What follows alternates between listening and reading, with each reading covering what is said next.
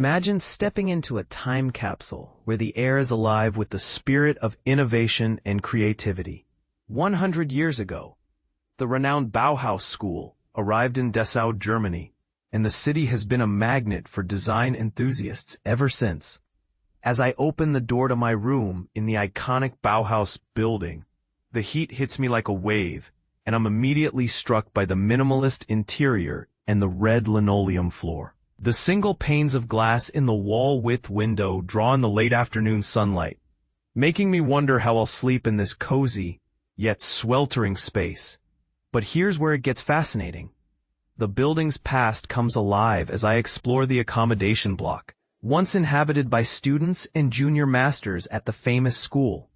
We start using one of the studios as a common room, perching on tubular steel chairs, browsing through books, and discussing what life must have been like for the pioneers of modern design. At night, the room stays warm, and noise travels easily through the walls and stairwells. But it's a small price to pay for the experience of living in a piece of history. I'm in Dessau, Germany, in the Prellerhaus, part of the larger Bauhaus complex, designed by the visionary German architect Walter Gropius after the school moved here in 1925. The revolutionary structure, completed in 1926, is a bold mix of glass, steel, and concrete, a physical expression of the school's radical ideas and a symbol of European modernism that still inspires awe today. It landed here like an alien spaceship, says Oliver Klimpel, head of the curatorial workshop at the Bauhaus Dessau Foundation, encapsulating the sense of wonder and discovery that defines this iconic building. Founded in Weimar in 1919, the Bauhaus School rejected traditional architecture and design principles, embracing instead a philosophy of simplicity, rationality, and functionality. Forced to leave Weimar due to financial and political pressure, the school relocated to Dessau, a rising industrial hub with a thriving entrepreneurial spirit and social democratic government, where it flourished for a brief yet intensely creative period. It was here that the school developed prototypes for mass production, merging art and industry in innovative ways. Our guide, Anke John, explains how the school's designers switched from solid wood to plywood sheets, from upholstery to steel tubes and iron yarn, as we stand in Gropius's old office, where the scent of the trial-in floor still lingers. The iconic Wassily chair, designed by Marcel Breuer, is just one example of the groundbreaking designs that emerged from this period. But what's often overlooked is the fact that the Bauhaus buildings were not just sleek and modern, but also functional and experimental. The empty rooms in the workshop wing may appear clean and spacious now, but they were once packed with different workshops, tools, and machines. A messy and loud makerspace that challenges the common portrayal of a perfectionist modernist practice. And this is the part most people miss.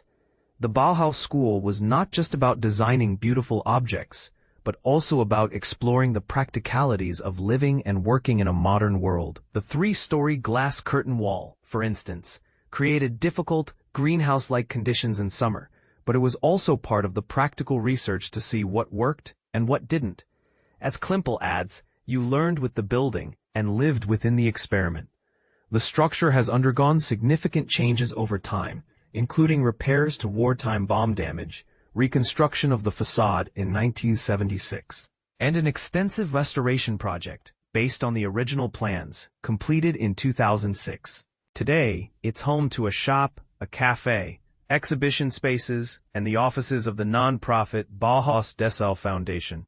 Visitors can stay overnight in the student studios, each one kitted out with Bauhaus-inspired furniture, and explore the city using a sign-posted cycle route or by joining a guided tour. A visit to the restored masters' houses, where key figures like Kandinsky, Klee, and Moholy-Nagy once lived, is a must, as is a trip to the Kornhaus, a restaurant with a stunning semicircular glazed conservatory on the banks of the Elbe. The striking Bauhaus Museum, designed by architects from Barcelona and open since 2019, provides a wealth of background information and is home to the second-largest collection of Bauhaus-related objects in the world. To mark the centenary of the school's move to Dessau, a program of events and exhibitions, titled An die Substanz, to the core, will take place throughout 2025 and 2026, focusing on materials of the modern era. But here's the controversy. As we celebrate the Bauhaus School's innovative spirit and its enduring influence on modern design, we must also acknowledge the complex and often fraught history of the city of Dessau. The decline of the city, which has been merged with Rosslau since 2007, is evident in the blocks of GDR flats with worn-down facades and the quiet, almost deserted streets. The influence of the right-wing party Alternative for Deutschland has also been felt in the state of Saxony-Anhalt, raising important questions about the role of culture and design in shaping our understanding of the past and our vision for the future. So we must ask ourselves, what can we learn from the Bauhaus School's emphasis on experimentation, innovation, and community?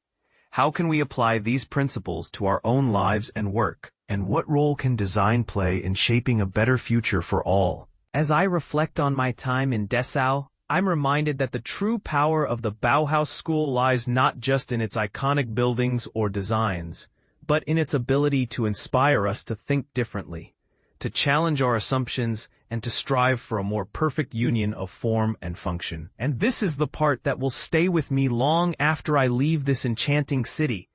The realization that design is not just about creating beautiful objects, but about crafting a better world, one that is more just, more equitable, and more beautiful for all.